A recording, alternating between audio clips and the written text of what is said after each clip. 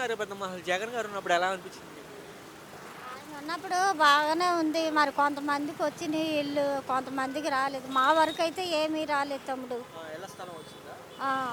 ఎవరికి పట్టా కాగితం ఇచ్చారంతే. ఆ! దానిలో ఏమీ లేదు. ఆ! పట్టా కాగితంలో. ఆ! అక్కడ రాజధాని వెళ్తేనేమో జోరున వానలో తీసుకెళ్లారు. ఆ! కానీ ఏమీ లేదు. అక్కడ పొలాలోళ్ళు ఒప్పుకోలేదు. అదే చంద్రబాబు నాయుడు ఎక్కడోవటం ఏంటి జనాలకి. కోర్టుకెళ్లారా? ఆ! చంద్రబాబు నాయుడు గారు? కోర్టుకెళ్లారు ఏమెళ్లారో మనకు తెలీదు. అక్కడైతే మటుకు ఇంత భూమి లేదు. ఆ! అది. అప్పుడు ఇళ్ల పట్టా ఇచ్చింది వాస్తవమే. ఇళ్ళ పట్టా ఇచ్చాడు ఈయన జగను. ముసలోళ్ళకి, ముతకోళ్ళకి, వయసున్నోళ్ళకి అందరికి ఇచ్చాడు. ఆ!